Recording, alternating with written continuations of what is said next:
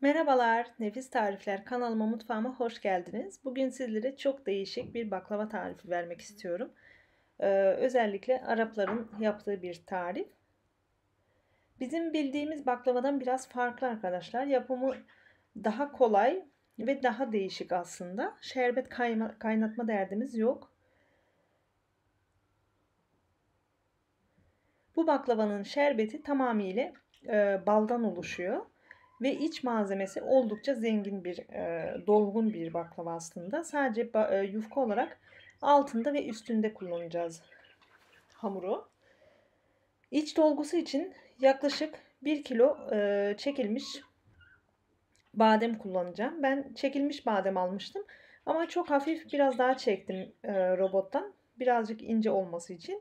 Ama tamamıyla toz gibi olmasını istemiyorum. O yüzden biraz robottan çekiyorum. Çok değişik bir baklava. İsteyenler ceviz, fıstık, badem de kullanabilir. Karışık da yapabilirsiniz. Gördüğünüz gibi ben karışık kullanıyorum. Biraz da kavrulmuş fıstığım vardı. Onları da çektim. Bir güzel şöyle bir harmanlayacağım hepsini. Kesinlikle toz gibi olmaması gerekiyor arkadaşlar. Böyle hafif taneli olması önemli. Şimdi 1 su bardağı toz şeker ilave ediyorum. Baklavamız kalınlığını bu iç harcından alacak arkadaşlar.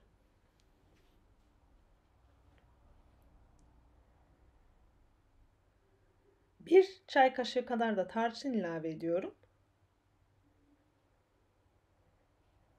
Tekrar şöyle bir kuru malzemeleri karıştırıyorum ve daha sonra portakal çiçeği aroması kullanacağım ve 1 yemek kaşığı kadar şöyle yumuşak tereyağım var.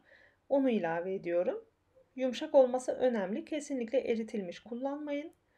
Ve kıvam vermek için böyle hafif böyle bir ıslakımsı bir doku olması için elimle çok hafif ıslatıyorum portakal çiçeği suyu ile. İç malzemesi oldukça çok gelebilir gözünüze ama bu tarif bu şekilde yapılıyor. Fikir amaçlı paylaşmak istedim. Aranızda mutlaka yapmak isteyenler olabilir diye düşündüm.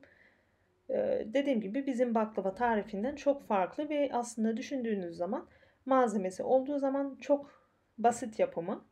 Kesinlikle uğraştıran bir tarif değil. Şimdi küçük bir tavada 250 gram tereyağımı ve yaklaşık yarım çay bardağı kadar sıvı yağ ekledim, erittim. Şimdi bir süzgeç yardımıyla tereyağımı süzüyorum ki üzerindeki köpük süzgecimde kalsın. Yani bu baklava bazı arkadaşlara biraz maliyetli gelebilir. Ama geçenki videomda da söyledim. Benim kanalım yemek kanalı. Değişik tarifler sunmak istiyorum sizlere. Mutlaka aranızda yapabilen de vardır, yapamayan da vardır. Gönlüm diler ki herkes yapsın, herkes tatsın.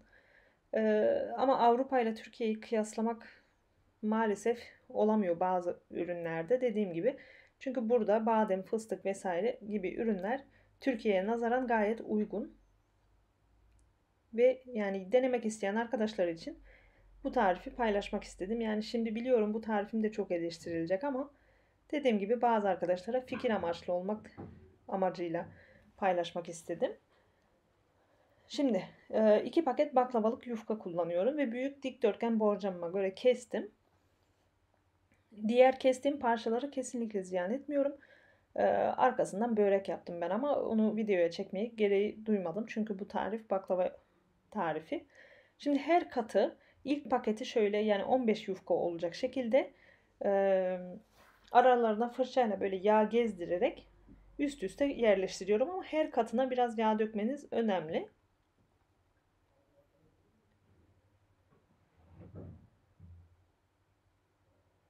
Bütün bu işlemi yapıyoruz.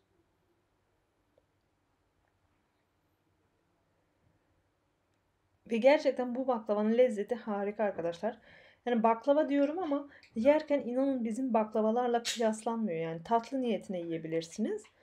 Ama Araplarda baklava diye geçiyor. Ama bizim baklavalarla gerçekten yani samimi bir şekilde söylüyorum hiç alakası yok. Ama normal tatlı niyetine çok güzel yeniliyor yani.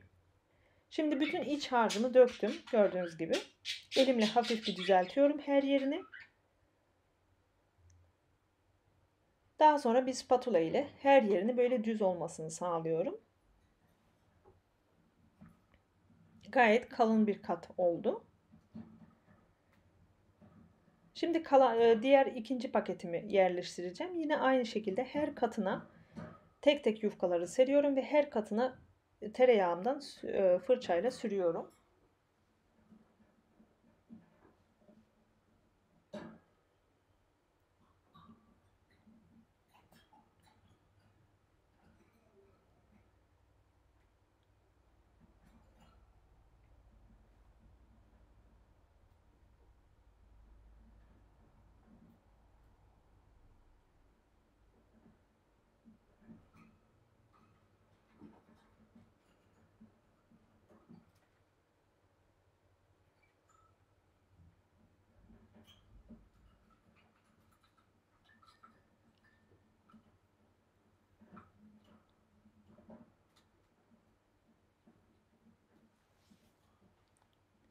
Son katımda yerleştirdim gördüğünüz gibi. Üzerine tereyağı dökmeden önce dilimliyorum baklavamı. Ben küçük kareler halinde kesmeyi tercih ettim ama isteyenler istediği şekilde kesebilir.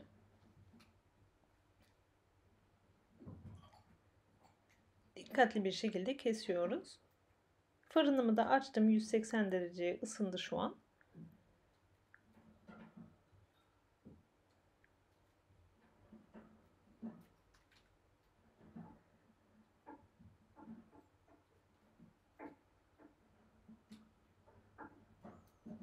O portakal çiçeği aroması ve bal dökeceğimiz için tadı gerçekten çok değişik, çok farklı oluyor. Lezzetli yani. Lezzetine kefilim yani. Gayet güzel bir lezzeti var. Şimdi bütün karelerin ortasına birer çizik atıyorum. Ortalarına. Çünkü o kestiğim yerlere, o çiziklere yani birer tane kabuğu soyulmuş badem ekleyeceğim. Görüntüsü daha güzel olacak. Ve fırında pişeceği için haliyle o bademler de kavrulmuş olacak. Kabuksuz badem kullandım ben.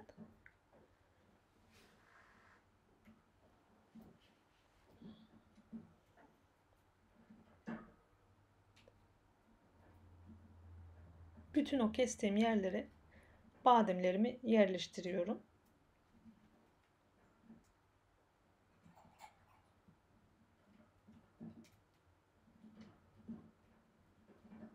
Ve kalan yağımı böyle dikkatli bir şekilde üstünden alarak kaşıkla her yerine gezdiriyorum. Altındaki o kaymaklı kısmını eklemeyeceğim arkadaşlar. Yoksa baklavamın üzeri böyle siyah siyah noktalardan oluşur. Onu istemiyoruz. Pürüzsüz bir görüntü istiyoruz. O yüzden tereyağının dibini kullanmayın. Bu şekilde gördüğünüz gibi şimdi 180 derece önceden ısıttığım fırının en alt tarafına koyuyorum. Çünkü borcamda pişirdiğim için borcamdaki ürünler biliyorsunuz geç pişiyor. Altının üstünün güzelce kızardığından emin olduktan sonra fırından çıkartıyorum. Benim fırınımda yaklaşık 45-50 dakikada pişti arkadaşlar. Kesinlikle süreye takılmayın. İyice kızardığından emin olun. Daha sonra fırından çıkınca hemen üzerine 1 kilo böyle Arapların kullandığı, özellikle tatlılarda kullandığı uygun fiyatlı bir bal var burada arkadaşlar. Belki Türkiye'de de bulunabilir. Yani sormanız gerekir. Yani klasik kahvaltılarda yediğimiz baldan değil aslında. 1 kilo balı sıcak baklavanın üzerine gezdiriyorum. Ve en uygunu bir gün bu şekilde beklemesi arkadaşlar. O balı iyice içine çekecek. Bir günün sonunda tekrar kestiğimiz yerlerden kesiyoruz. Ve servis etmeye hazır.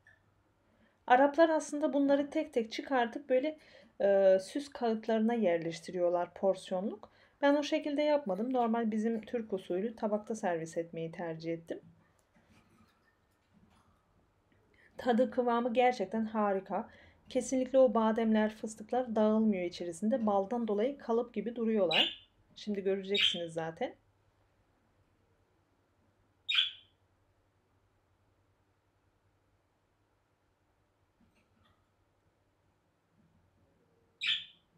Altı ve üstü çıtır çıtır. Baldan dolayı zaten kesinlikle yumuşama olmuyor. Gördüğünüz gibi bu şekilde. Umarım beğenerek izlemişsinizdir. Şimdiden yapıp yiyecek olan arkadaşlara afiyet olsun diyorum. Yorum ve beğenilerinizi bekliyorum ve henüz kanalıma abone değilseniz abone olabilirsiniz. Bugünlük benden bu kadar. Bir dahaki tarifte, bir dahaki videoda görüşmek dileğiyle diyorum. Hoşça kalın.